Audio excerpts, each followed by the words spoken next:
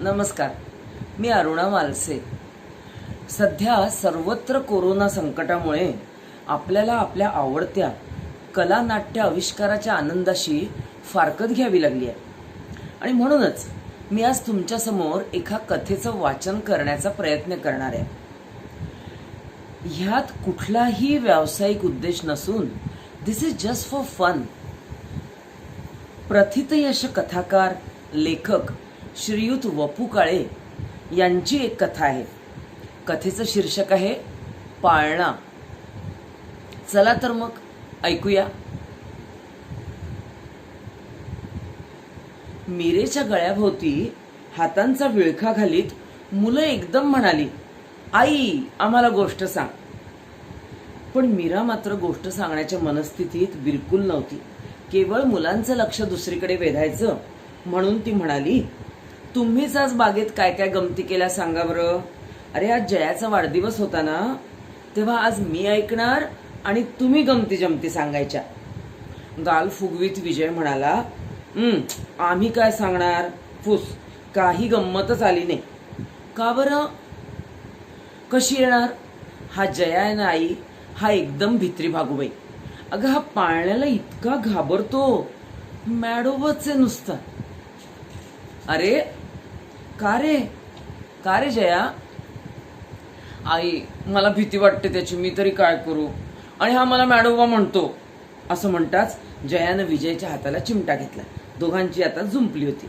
मीरा एकदम उठत म्हणाली, मी जाऊ मग? नाही नाही नाही आई थांब थांब. मग मारामारी बंद. विजया तू मोठा आहेस ना, तू नेहमी जयाचंच कौतुक कर. मी मोठा म्हणून मला रागव. अगं पण त्याला सांग ना काही. तो झोपाळ्याला इतका का घाबरतो मग? मी त्याला बागेत नेणार नाही आता.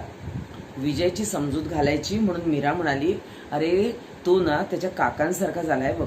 काका असेच झोपाळ्याला फार घाबरतात. का ग आई, का पण? असं विजयने विचारलं. आता काय आणि कसं कारण सांगू? मीरा असं म्हणाली आणि जे विसरायचा तिचा दिवसभर प्रयत्न चालला होता ते तिला आता जास्तच तीव्रतेने आठवायला लागलं. डोळ्यांसमोर उभं राहिलं ते तिचं स्वतःचं लग्न. 4 लग्न कार्यातून तिनं जशी धामधूम बघितली होती तशीच धामधूम तिच्याही लग्नात झाली होती. बहुतेक लग्न कार्यातून यायला हवी असलेली मंडळी येऊनही एखाद्याच न आलेल्या व्यक्तीची जमलेली सगळी मंडळी वाट बघतात. वारंवार त्या व्यक्तीचा विषय निघतो. तो किंवा ती आल्याशिवाय राहणार नाही अशी सारखी हमी सुद्धा दिली जाते. कोणी त्या व्यक्तीच्या तऱ्हेवाईपणाच्या हकीकती सांगतो, कोणी तापटपणाच्या, तर कोणी विनोदी. पण त्या व्यक्तीच्या सर्व विक्षिप्त वैशिष्ट्यांसह प्रत्येकाला ती व्यक्ती मात्र यायलाच हवी असते. मीरेच्या लग्नात पण अशी एक व्यक्ती होतीच.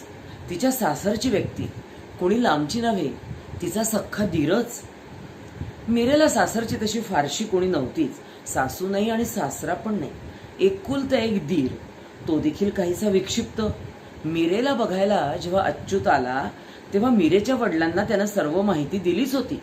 पुण्यात वडिलोपार्जित राहतं घर होतं. अच्युतला चांगली नोकरी होती. एकच भाऊ अरविंद, पण तो विरक्त होऊन गावोगाव भटकत होता. मीरेच्या वडिलांनी विचार केला, ज्याच्याबरोबर आयुष्य काढायचं आहे तो जाणता आहे, कर्तबगार आहे, मिळवत आहे, घर आहे, पत आहे, संसाराला आणखीन काय हवं. त्यांनी एवढ्या विचारानं जावई पसंत केला आणि कार्य उभं राहिलं. पण अच्युतचं मन मात्र कार्यात नव्हतं. त्याची नजर सतत भिरभिरत होती. त्याचं कार्यात अजिबात लक्ष न लागणं साहजिकच होतं. घरातलं पहिलं कार्य, वडीलधारं माणूस घरात नाही. लांबचे काका मामा आणि स्नेहीजन जमले होते, परंतु एकच एकुलता भाऊ आणि तोही नसावा.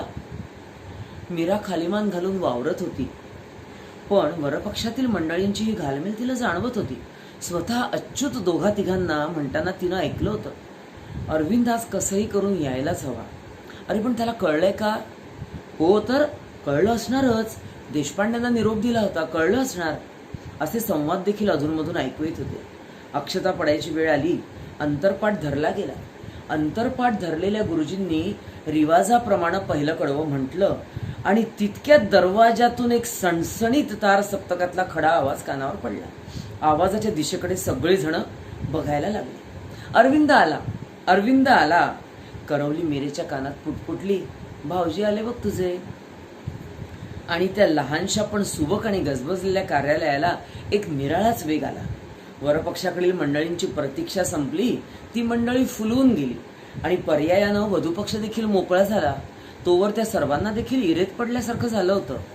अक्षता पडल्यावर एक घोळकाच अरविंद भोवती जमला. त्यानंतर सगळ्या कार्यालयाचा ताबा अरविंदानं घेतला. तो दिवसभर भिंगरीसारखा कार्यालयात फिरत होता. प्रत्येकाला हवं नको ते बघत होता. पंक्तीत वाढत होता, वाढताना भावाला उखाणे देखील सुचवत होता.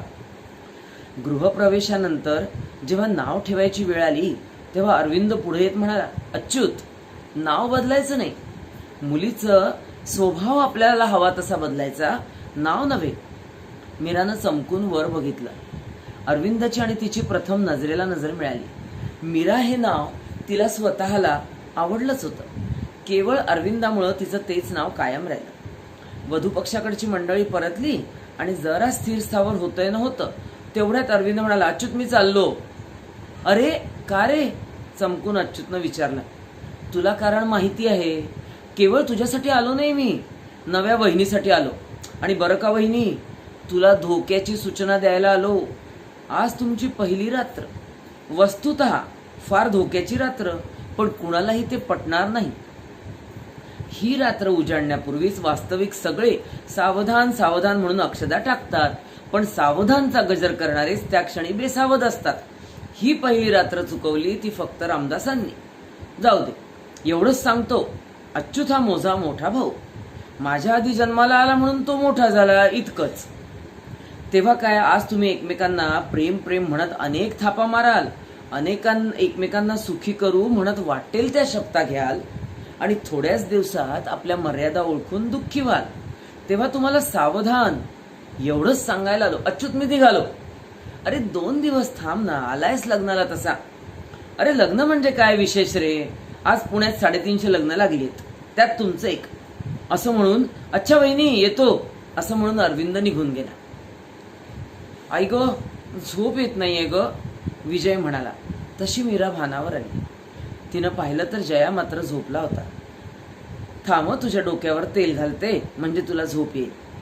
तिला पुन्हा अरविंद भाऊजींची आठवण झाली. डोक्यावर व कानात तेल घालून मुलांना झोपवण्याची युक्ती त्यांचीच.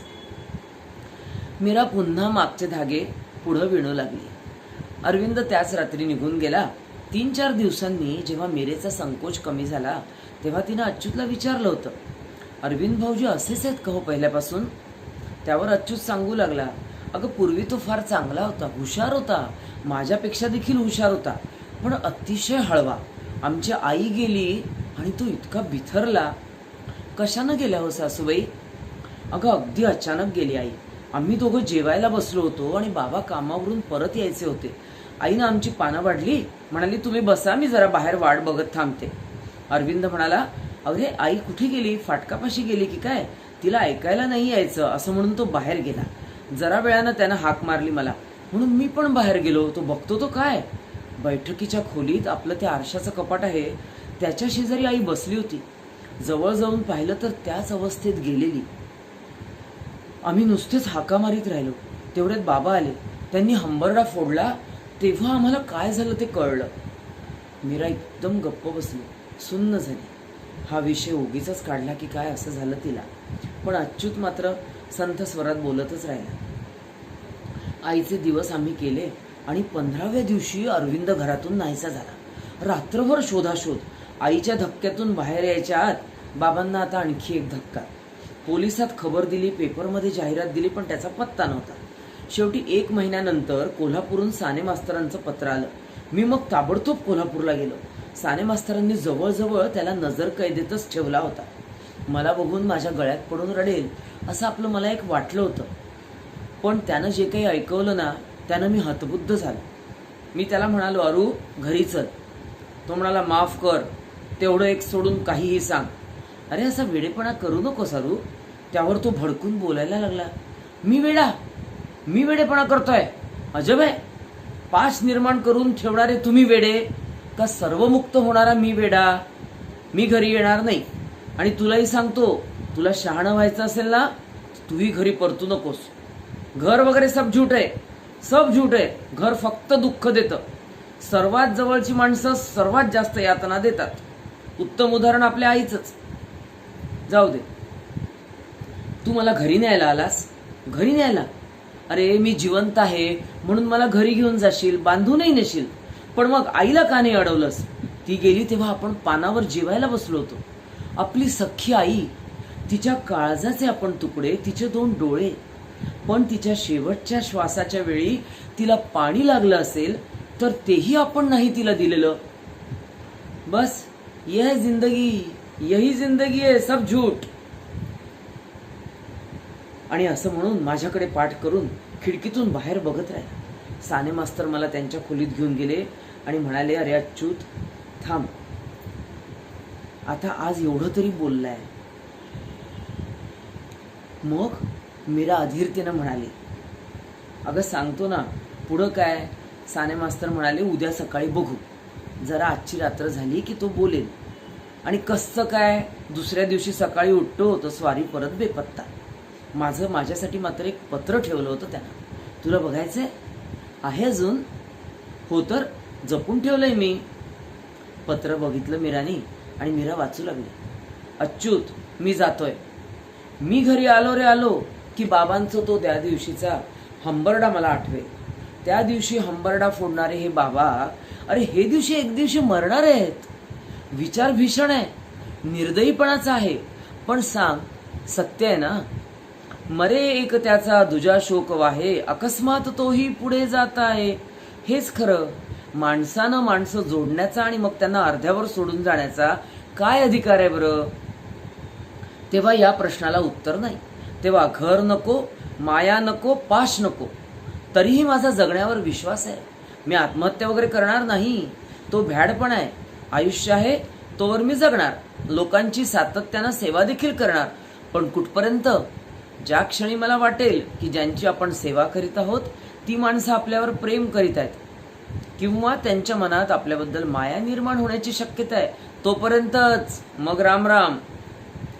पत्र अच्यूच्या हातात देत मीरानं विचारलं, मामनजींना हे माहिती होतं का? मामनजींनी वाचलं होतं पत्र. खूप उशिरा. अगं जवळजवळ 2 वर्षांनी. 2 वर्षात अरविंद घरी फिरकला नाही. काशी, रामेश्वर, आग्रा सगळीकडे भटकत होता. मधून मधून त्याची माहिती कळायची इतकंच. एक दिवस बाबांनी हैराण केलं तेव्हा मी त्यांना ते पत्र दाखवलं आणि तिथेच मी चूक केली. का? अगं त्या पत्राचा त्यांनी धक्का बसला. त्यांना सारखे जाता येता मनाचे श्लोक म्हणायला लागले. मरे एक त्याचा दुजा शोक वाहे. मनाच्या श्लोकांचं पुस्तक हातात ठेवूनच गेले बाबा. बाबा गेले आणि 15 दिवसांनी अरविंदाचं परत पत्र आलं. गृह्य संस्कार वाचून त्यानं पत्र पाठवलं होतं. पत्रातही तोच स्वर. अगं दुसरं काय लिहिणार?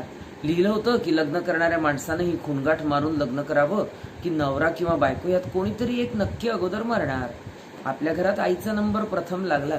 असो.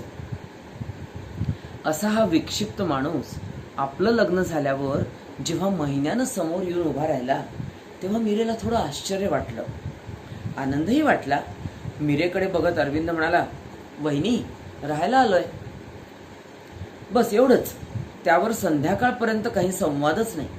अच्युत कामावरून परतला तेव्हा मीरेला आश्चर्य वाटलं की दोघं भाऊ एकमेकांशी एकही शब्द न बोलता चहा घेत होते.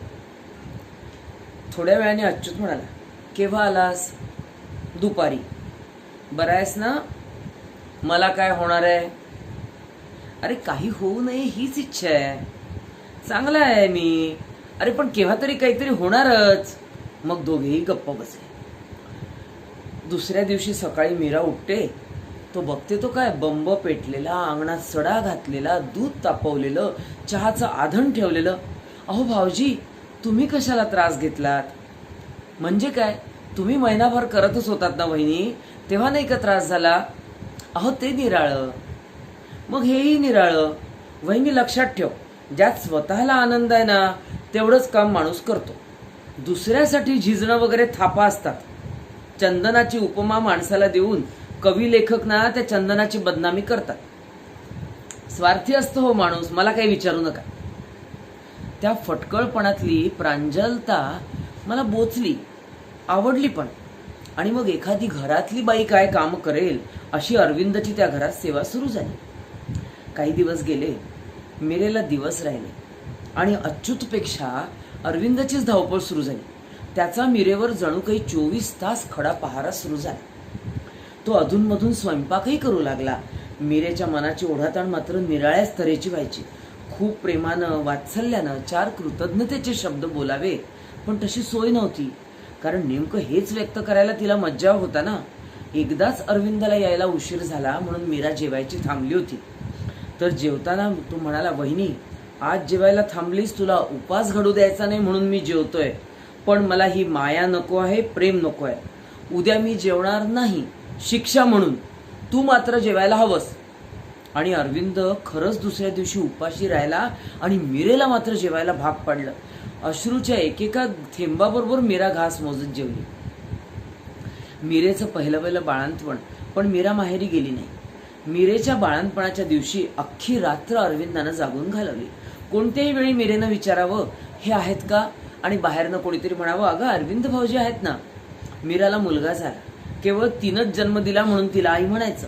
बाकी एकूण एक जबाबदारी अरविंदानं उचलली होती. बारशाचा सोहळा सनई लावून साजरा केला त्याने. पाळण्याला हार तुरे बुंधण्यापासूनची सगळी कामं अरविंदानं केली. पण बारशाच्या प्रत्यक्ष सोहळ्याच्या वेळी स्वारी गायब. विजय 3.5-4 वर्षाचा झाला, अर्थात अरविंद काकाच्या अंगाखांद्यावरच. आणि मीराला परत दिवस राहिले. पुन्हा मागच्याच वेळेसारखी अरविंदाची धावपळ सुरू. जणू काही तो संसार त्याचाच होता. दुसऱ्या वेळेलाही मीराला मुलगाच झाला. बारशाच्या दिवशी मीरा सहजच म्हणाली, भाऊजी पाळणा माळ्यावर होता हो, बरेच दिवसात निघालाच नव्हता. आरास करण्यापूर्वी दोऱ्या मात्र जरा तपासून घ्या. दोऱ्या वरच्या कड्यात अडकवून अरविंद म्हणाला, वहिनी हे बघा. आणि त्या अरविंदानं त्या खोलीत ह्या भिंतीपासून त्या भिंतीपर्यंत दोरीला लोंबकळून झोके घेऊन दाखवले. बघा, तुमचा मुलगा माझ्यापेक्षा तर जड नसणार ना, आहे ना पक्क्या दोऱ्या. बारसं आटोपलं. विजय बाहेरच्या खोलीत काकांजवळ झोपला होता. रात्री केव्हा तरी अरविंदला जाग आली, ती मीरेच्या किंकाळीनं. अरविंद आणि अच्युत धावलेच. पाहतात तो काय, मीरा चक्कर येऊन पडली होती. सगळंच अघटितच घडलं होतं. पाळणा दोरी सुटून म्हणा किंवा तुटून म्हणा खाली कोसळला होता आणि पाळण्याखालून रक्ताचा पाट वाहत होता. सगळं घर सुन्न झालं. मीरा आणि अच्युत, त्यांच्या दुःखाला पारावरच उरला नाही. बोलणार काय? पण मीरा आणि अच्युतला आपलं दुःख बाजूला करून बघावं लागलं ते अरविंदकडे. कारण 8 दिवस अन्न पाणी वर्ज करून अरविंद आई गेला होता त्या जागी नुसता बसून होता. अच्युतनं आणि मीरेनं आपलं दुःख बाजूला सारून त्याला जबरदस्तीनं जेवायला लावलं, बोलतं करायला लावलं, परंतु तो एक अक्षर बोलला नाही. मुकाट्यानं जेवला आणि दुसऱ्या दिवशी काहीही न बोलता घर सोडून निघून गेला. 1-2 महिन्यांनी परत आला तो एक मुलगी घेऊन. हिच्या पाया पड, ही तुझी थोरली जाऊ. मीरानं त्या मुलीकडे पाहिलं आणि स्त्री असून देखील तिला कसंच वाटलं. वर्ण काळा, तोंडावर देवीचे वण, काटकोळी, केस आखूड, चुकूनही सौंदर्याचा स्पर्श होणार नाही अशी दखल घेऊन त्या विधात्यानं घडवलेली मूर्ती. दुसऱ्या दिवसापासून त्या दोघा नवरा बायकोंनी घराचा कब्जा घेतला. अरविंदचं सेवाव्रत सुरू झालं. विजय पुन्हा काकाला चिकटला आणि थोड्याच दिवसात मीरेला एक आनंदाची बातमी कळून चुकली की भाऊजी पण आता बाप होणार आहेत. अरविंद मात्र स्थितप्रज्ञ होता. तो कधीही बायकोशी हसून बोलला नाही, कधी मोहरला नाही, थट्टा मस्करी नाही. तशी ती नव्हती हेही खोटं नव्हतं, पण उघड्या डोळ्यांनी तिचा पत्नी म्हणून स्वीकार केल्यावर भाऊजींनी असं वागायला नको होतं असं मीराने 1000 वेळा त्यांना सांगून पाहिलं. पण काय करणार, त्याचा स्वभावच विक्षिप्त होता. मग तिच्यावर प्रेमाचा वर्षाव करायला सुरुवात केली ती मीरानं आणि ती भाबडी पोर देखील खुलू लागली. मीरेच्या बाळंतपणाच्या वेळी रात्र फेऱ्या मारणारा अरविंद स्वतःच्या बायकोच्या वेळी मात्र विजयला खेळवीत घरी बसला. दवाखान्यात सुद्धा आला नाही. पहाटे 6 वाजता मीरा धावत घरी आली तर अंगणात अरविंद सडा घालीत होता. त्याच्या हातातली तपेली हिसकवून मीरा म्हणाली, भाऊजी आता असेच्या असेच चला. अहो तुम्हाला मुलगा झालाय, घरी काय बसलाय? अरविंद निघाला. तो आणि मीरा दवाखान्यात आली. मीरा फुलून फुलून अगदी मोकळेपणाने भाऊजींशी बोलत होती. भाऊजी खरं बोलते, रागवू नका, पण मुलगा जर आईच्या रूपात गेला असता ना तर थोडी पंचायतच होती. पण मुलानं ना सगळं तुम्हा भावाभावांचं रूप घेतलंय. अगदी राजबिंडा दिसेल हो, वजनही चांगलं आहे त्याचं. कोरड्या स्वरात अरविंद म्हणाला, वहिनी तुला आवडला ना? अहो मलाच काय, कुणालाही आवडेल. त्यानंतर बोलावं की न बोलावं असा विचार करून निग्रहानं मीरा म्हणाली, भाऊजी आता एक तुम्हाला सांगते, तुम्हाला आवडो अथवा न आवडो, जाऊबाईंना माहेरचं कुणीच नाही. त्यांचं एकमेव आशास्थान तुम्ही, आणि आता हे मूल, त्यांना जरा प्रेमानं वागवा. त्यांचं बाळणपण म्हणून अवघड होतं हो. आता हा तिचा मुलगा मोठा होईपर्यंत नीट वागा जरा. तिचा मुलगा कोण म्हणताय? म्हणजे काय? मला तुमचा प्रश्न नाही कळला भाऊजी. कळेल, लवकरच कळेल. आणि बारशाच्या दिवशी बायकोच्या हातातलं मूल मीरेच्या हातात देत अरविंद म्हणाला, वहिनी याला घ्या. आजपासून आमचा याच्यावर काहीही हक्क नाही. हे मूल तुमचं. अहो भाऊजी हे काय भलतच? काहीतरीच काय तुमचं? भलतं नाही, अजिबात भलतच नाही. हे असंच ठरलं होतं. हिला मी पहिल्याच दिवशी म्हणालो होतो, पहिल्या मुलावर आपला हक्क नाही. वहिनीला मूल आवडलं तर ते मूल तिचं. काय ग, खरं आहे ना? त्या अजाण पोरीनं मान हलवली. अरविंद समोर बोलण्यात काही अर्थ नव्हताच. मीरा मग त्या पोरीला म्हणाली, जाऊबाई जाऊ द्या, मनस्ताप करून घ्यायचा नाही. तुम्हाला खूप जपायला हवं आहे, तब्येतीची काळजी घ्यायला हवी आहे. आपण आता एकाच घरात राहणार आहोत. भाऊजी आहेत थोडेसे विक्षिप्त, त्यांच्या या बोलण्याकडे लक्ष नाही द्यायचं. आपल्याला मुलाकडे पाहायचं. पण ती पोर इतकी खचली होती.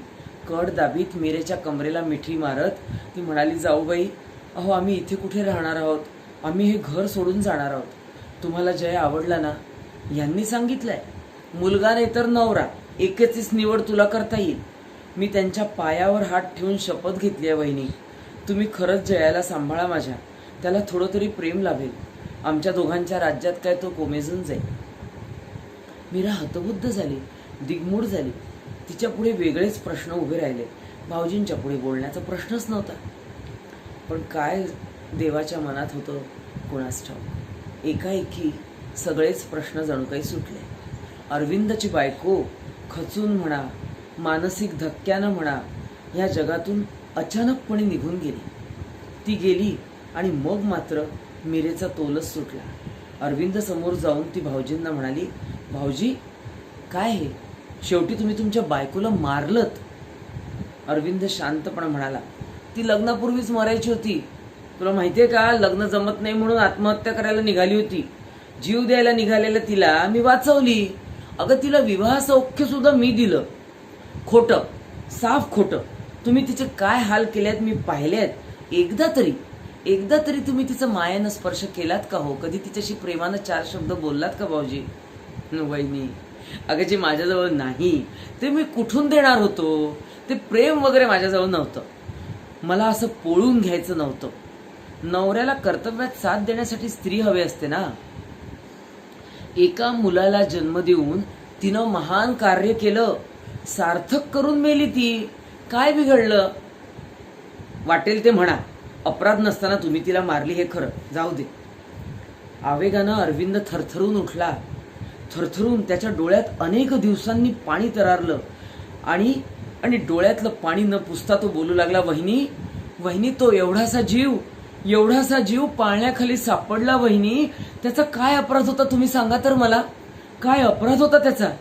अहो त्या जीवाचं काय झालं असेल त्यावेळी. मी किती जळतोय त्या आठवणींनी हे कुणाला माहिती आहे का? किती जळतोय, किती पोळतंय माझं मन. खूप ठरवलं होतं वहिनी की जीव गुंतून नाही द्यायचा कुठं म्हणून, पण हरलो वहिनी. एवढ्या यात्रा केल्या, साधू पुरुष बघितले, कथा कीर्तनं ऐकली, पण नाही कोरडा राहू शकलो. माया, ममता, वात्सल्य, प्रेम ह्यात मला नव्हतं अडकायचं, पण नाही जमलं. फसलं. सगळं फसलं, साफ बुडालो मी. तुम्ही मला जीव लावायला लागलात, आता माझी धडकत नाही. निघालो मी. ज्या माणसाला कुणाचाही वियोग सहन होत नाही त्या माणसानं अलिप्त राहावं. आता एकच सांगतो, जयाला सांभाळा. मी येईन, आणखी 5 वर्षांनी येईन वहिनी. आणि त्यावेळी हा भाऊजींचा मुलगा, अशी जर तुमच्या मनात भावना असेल आणि असं जर तुम्हाला वाटत असेल तर मी जयाला उचलीन आणि घेऊन जाईन. त्यावेळेला मात्र प्रतारणा करू नका. जे खरं वाटेल ना ते सांगा, अगदी बेधडक सांगा. आज चाललोय असं म्हणून अरविंद निघून गेला. जया झोपाळ्याला घाबरतो हे विजयनं सांगितलं आणि मीराला हे सगळं आठवून गेलं. सगळा इतिहास आठवता तिचा केव्हा डोळा लागला ते कळलंच नाही. सकाळी चहाचा कप अच्युतला देत असतानाच अच्युत म्हणाला, अगं काल रात्री खूप उशिरा अरविंद येऊन गेला. बापरे, मीराच्या हाताला कंप सुटला. 5 वर्षांनी ते येणार होते. काल जयाचा 5वा वाढदिवस होता. आता हातातला काप पडेल की काय या भीतीनं ती घाबरली. भाऊजी मुलांना नक्की घेऊन जातील की काय ह्या विचारापाशी तिचं मन सारखं घोटाळलं. तिच्या गळ्याशी हुंदका आला. त्यांच्या विक्षिप्तपणाची काहीच खात्री देता येत नव्हती. गेल्या 5 वर्षात जयानं तिला वेड लावलं होतं. तिच्या डोक्यात सुद्धा येत नव्हतं की हा मुलगा भाऊजींचा आहे.